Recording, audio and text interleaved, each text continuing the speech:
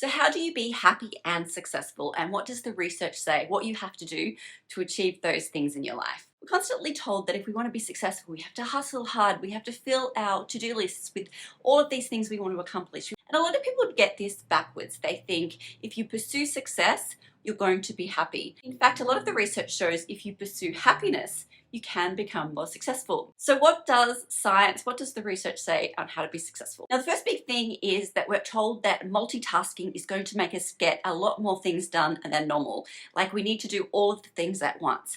But research actually says that this is actually not the best way to be productive. Not only is trying to do too much going to lessen our ability in each of the areas, we won't be as efficient in each of the tasks that we're trying to do if we're trying to do more than one, but it can actually lead to anxiety and stress because you're always constantly thinking of what else you have to be doing, what comes next, and so on. Focus on one task at a time. So here's some tips on how to do that. The first thing is to eliminate distractions. So put your phone on a focus mode or silent or whatever it makes it easier. Turn off emails, anything that's going to distract you during that task.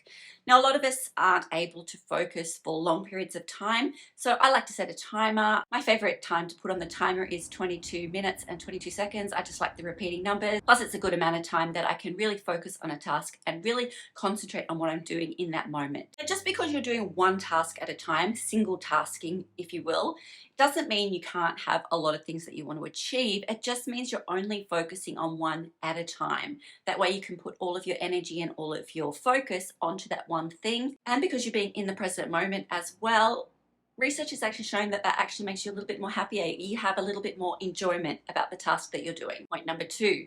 Reducing stress. So a lot of the hustle culture, the grinding that we're told to do to fill up our to-do lists can lead to stress and anxiety because we're always having a number of things that we have to get done, and it can overwhelm us sometimes. And it can also lead to burnout, which is something that I've experienced recently. So if you're really trying to become more successful and happy, it's really worth trying to reduce stress in your day-to-day life. How can you do this? Well, there are a number of ways you can go about doing this, and just telling yourself to chill out is not one of them. That doesn't work. Different things work for different people. Some people like to exercise. Walking is a great way to reduce stress.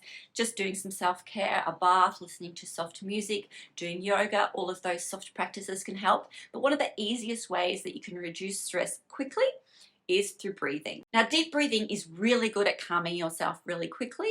It's not going to work in every situation, but in most situations where we're just stressed about work or just stressed about things we have to do, it's really good at bringing us back to the present moment and bringing our focus back to ourselves. This can lower the stress hormones in the body and you can start to feel good. Now, you can do this multiple times during the day. I've started incorporating doing this 2, 3, sometimes even 4 times during the day, even when I'm not feeling particularly stressed. And it's really been helping me stay more focused and calmer throughout the day overall, which is really working to help bring my focus back to things I actually enjoy and make me happy. Now, you would think that if you want to be successful that you have to do things and you have to reach deadlines really quickly and you have to get so much things done at once.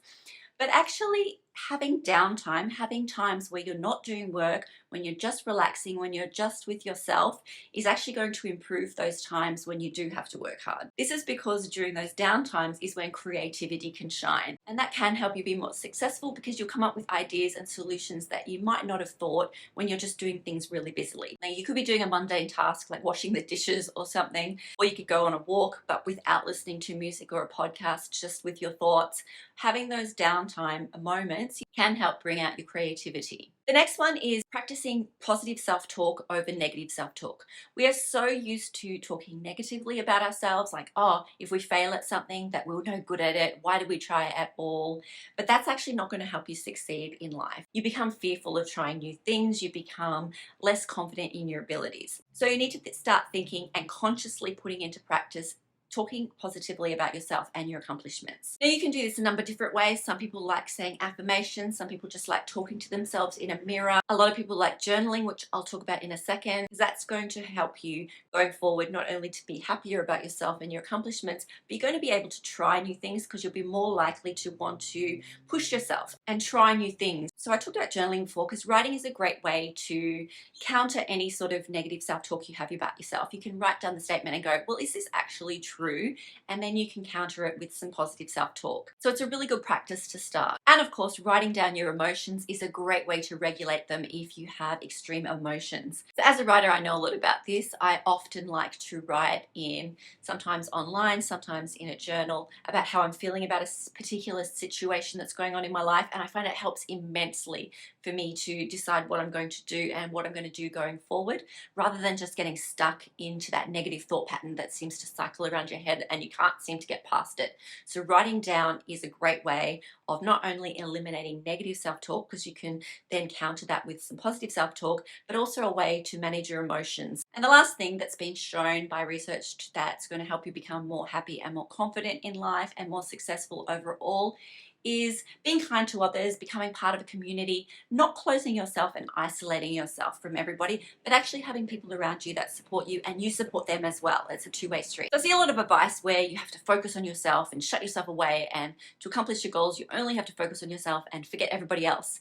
But that can actually lead to isolation, which can lead to anxiety and depression far more than if you have people around you.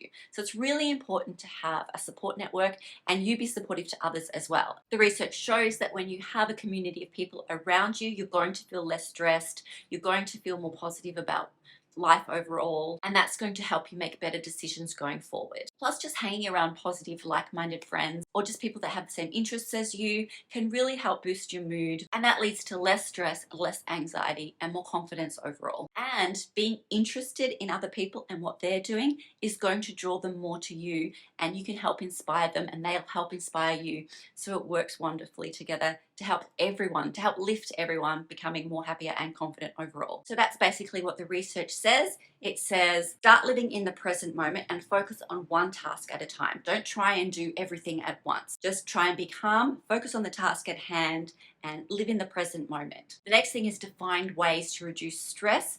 Breathing is a great quick way to help calm yourself, but also incorporate different things into your life that helps reduce stress. Maybe that's exercise, maybe that's reading, whatever works for you. Make sure to factor in some downtime to help that creative brain start working, so you can come up with solutions and you come up with ideas that you normally wouldn't have, because that's going to help you become more successful and make choices that you might not have thought about if you're constantly busy. Always talk positively about yourself, because this is going to eliminate the fear of trying something new. If you feel confident in your abilities, you're not scared to try new things, then it's going to be better for your, not only your happiness and your confidence, but also your success in life. And lastly, don't forget the importance of community and being around others. You don't have to be in this alone. In fact, having others around you is going to help you in your future, not only for your own happiness and calmness, but also you might meet people that can help you along the way as well. So that's what the research says about becoming more confident and happier. I hope you've enjoyed this video and you found ways that you can just incorporate these little changes into your life. Thanks so much for watching, and I'll see you in the next video.